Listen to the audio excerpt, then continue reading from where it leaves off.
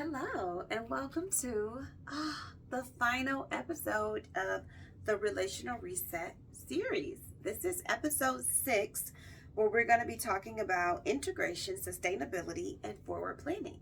How do we put all these things we have learned into action moving forward? Because that's what we're really here for. We obviously want to do the work of making improvements in how we're thinking and understanding ourselves. But then how do we really just get down to making this happen? And I think this is a really great episode for this week because this week is Valentine's Day week. This is the love week. Whether it's Palentine's, Galentine's, you got your significant other, your partner, if you are in a polyamorous relationship, you got your metamor, you got all that stuff. Do what you do, honey, as long as you do it consensually with love and that you're considering other people. So what a great topic to have for this week. How do we integrate repairing relational ruptures as we head into Love Week? So the first thing we have to do is really think about, what is behavior change and habit formation? Like that's a big part of this. Behavior change and habit formation. So, sorry, let me move this thing over here is acting up. Okay. We want people to make changes. We want behavior changes. We're like, I want to be different. I want to be better. I want to see growth in myself. And so we think real big. We're like, oh my God, these 45,000 things I'm going to change and it's going to be great and I'm going to get them all done at the same time.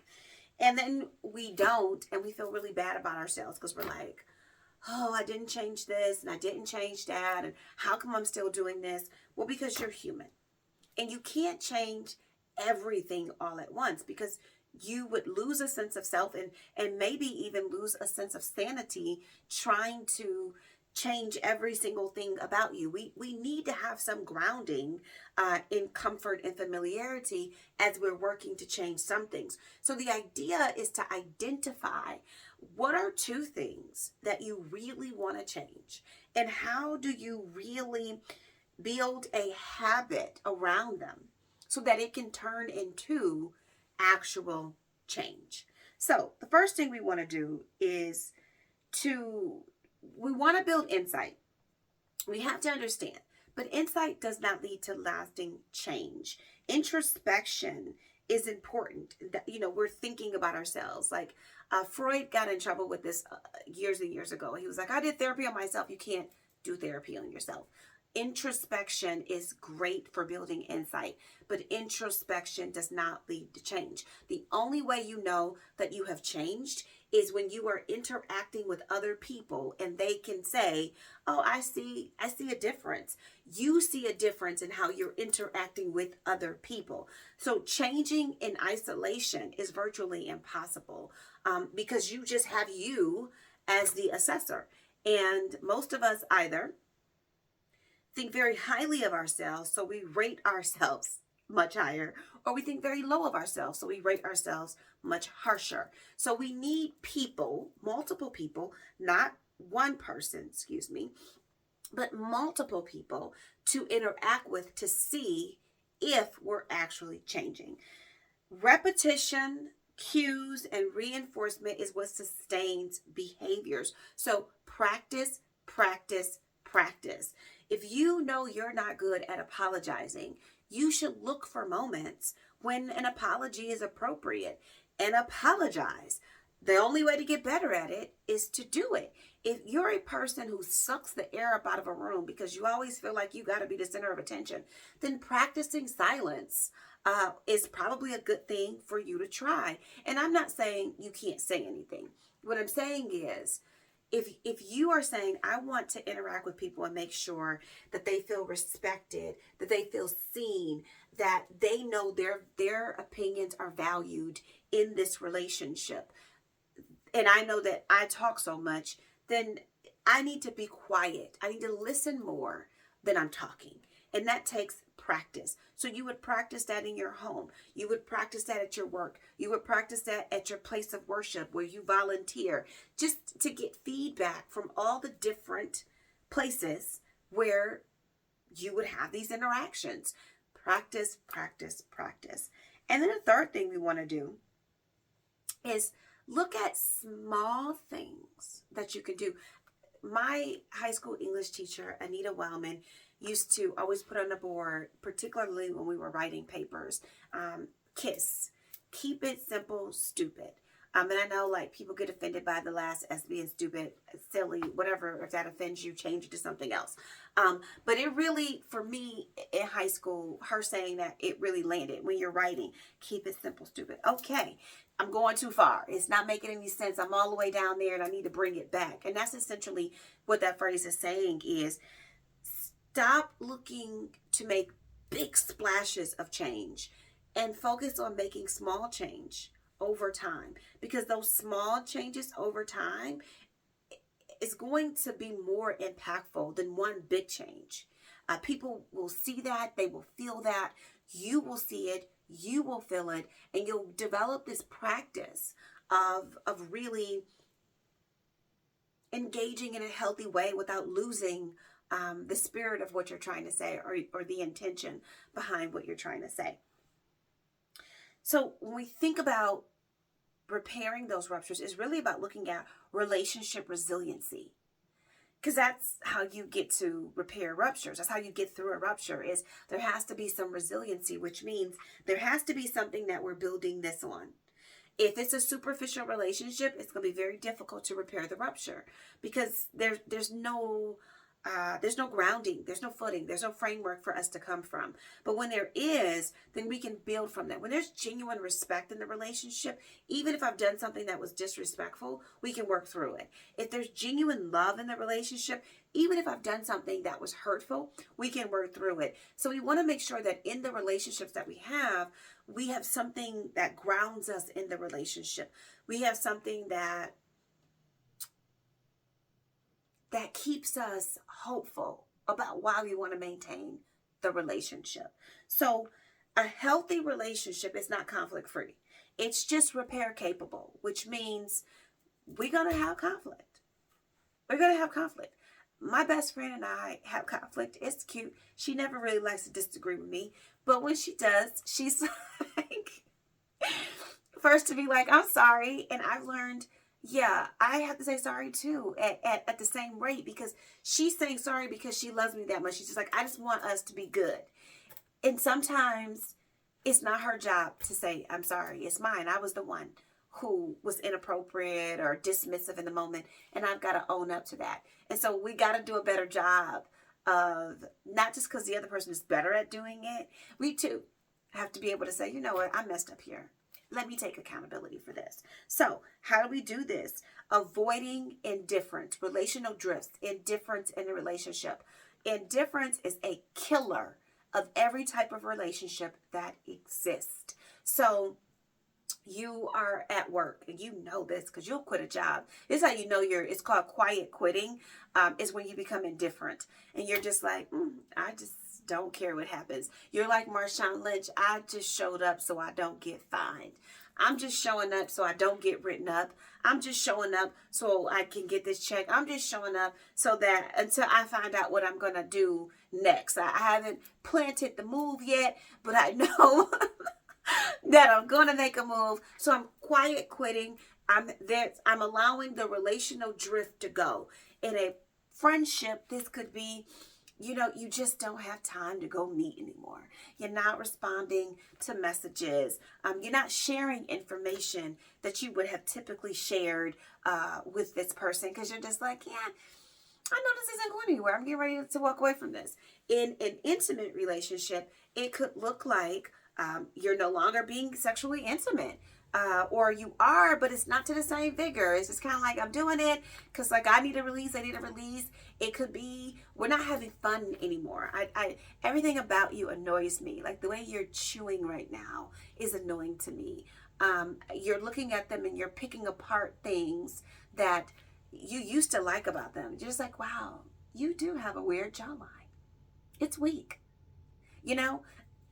I'm not speaking about anybody in particular. I'm just saying these are things. So when you see this arise in the relationship, you have to really challenge them, because if you allow it to fester, then the relationship is going to end because you won't be able to repair the rupture. The rupture will get bigger and bigger and bigger. So indifference is dangerous to any relationship. It's a killer of relationships.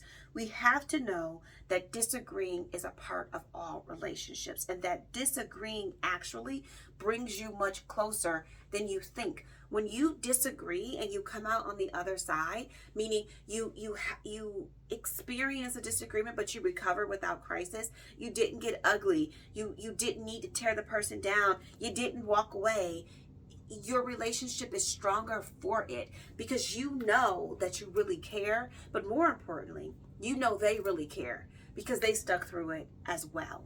And so we really want to highlight the importance of challenging indifference by staying in the conflict. Repair rituals will strengthen trust and will strengthen the capacity for communication over time as well. What are repair rituals? It could be with your business partner, let's say, or your staff. Once a month, you take 4 hours where it's not work related. It's just about fun. It's just about people.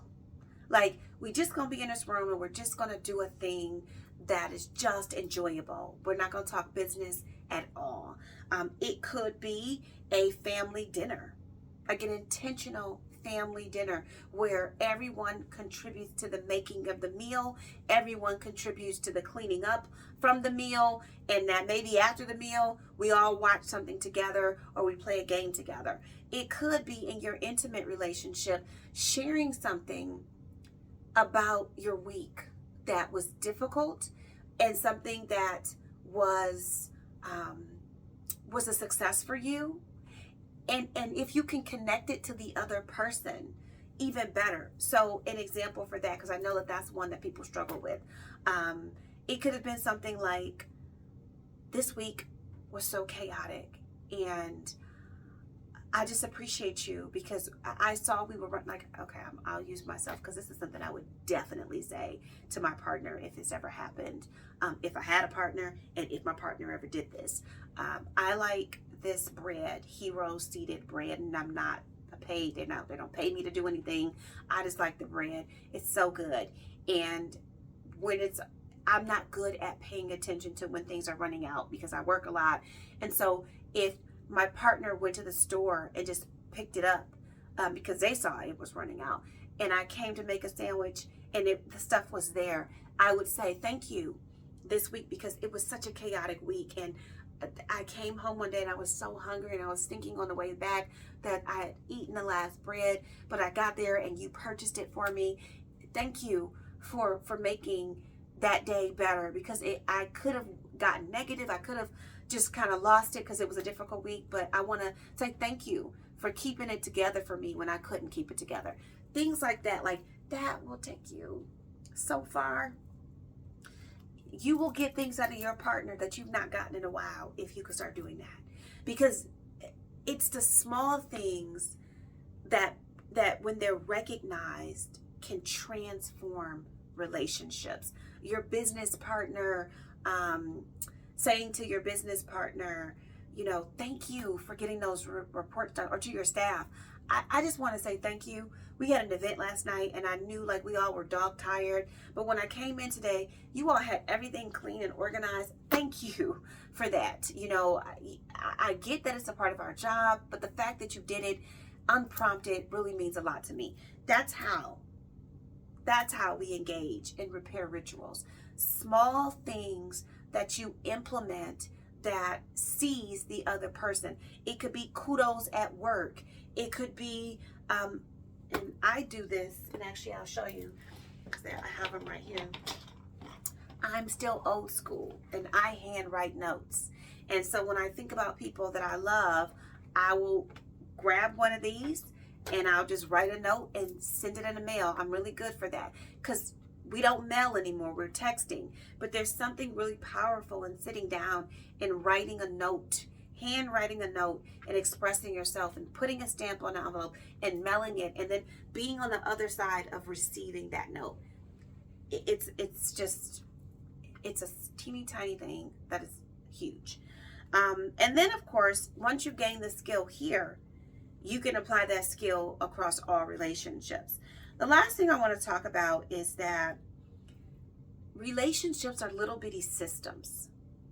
And the same way that you would keep systems together, like in the larger world, we think about systems, we have to think about that in relationships. So each little relational system operates a certain way based on the type of relationship it is. So that means what's shared in the relationship, what responsibilities are in the relationship, what expectations are in the relationships, what interactions are okay or not okay in the relationship. So when we improve one type of relationship, then even other relationships that we think are okay are going to exponentially get better, because that tool, those tools, those strategies are cross-applied. And so what will end up happening is, if you repair the relationship that you're struggling in, then the relationship that you think are going well are going to get better, which means more opportunity for those types of relationships are going to arise. And ultimately, that's what we want to do. So if you are in your ebook, The Repair Work, then you know for this week, I put a lot in this particular part because I want you to take away how to build resiliency in your relationships by grounding it in values. Oh, I feel like I'm gonna sneeze. Pardon me. By grounding it in values and aligned thinking and aligned aspirations. And also there's an exercise, personal repair plan. What can you do every single week? What skill can you practice every single week to improve your relationships? What relationship, and you can take one relationship per week. I'm going to focus on my friendship relationship because I haven't seen her in forever, and it's time we start to repair the rupture that occurred in this relationship. So this is a really good, it's got some really great tips and tools for you to use. But I did something too with this. I wanted to add an appendix on the reach model. So I talked about the reach model earlier in the sessions, and the reach model is a model for forgiveness. And while I talk about it, I know that sometimes we think we know how to forgive, and what we typically think is that I'm just going to move past the hurt, I'm going to forget about it, or I'm just going to treat this person totally different. And that's not forgiveness. So the reach model really looks at how to separate impact from intent, which is critical to repairing ruptures, because what someone did and what they intended to do oftentimes are not in alignment. And even with ourselves, like if you really are honest with yourself, then you know you have done things that have negatively impacted someone, but that was never your intent. You thought you were doing a good thing. You thought what you were doing translated pretty well, and it just didn't. So this reach model helps you to separate those two and really look at what was the harm caused, how was the person affected by that. Don't defend what you did. Really think about what happened. And then, because it's not about what you intended to do, it's about what you did. And that's always the case. And we try to, but I didn't mean to. Doesn't matter. Only matters what did happen. The second thing is wanting to understand the other person's perspective. Like really getting curious. It takes you through how do you get curious about understanding how what you did impacted them, instead of trying to get them to understand what you intended to do. It improves communication and it improves trust. And finally, it looks at forgiveness as a value-based choice. So when you're forgiving, it's rooted in some values that you hopefully have for the relationship, which is why we start with values alignment. We keep with the last episode 5 on trauma relational repair, we talked about you got to know what you care about in the relationship, because if you care about the person, then the forgiveness should be rooted in the values that you have in that particular relationship system. So let's say, for instance, it's your best friend and they've done something that really took you.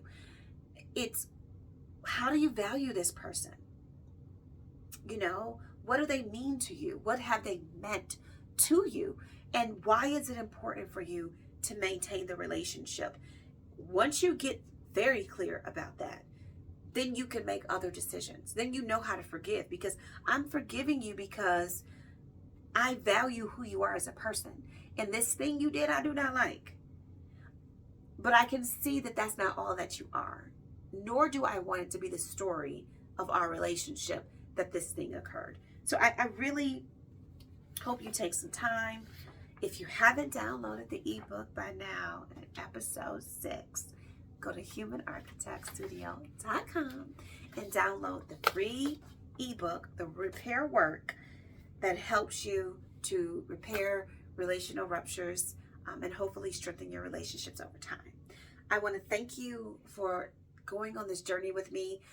I'll be taking a 2-week break from doing a series. I need to think about what the next series is going to be. If you have a suggestion, please drop a comment below about what might be something you really want to talk about related to wellness.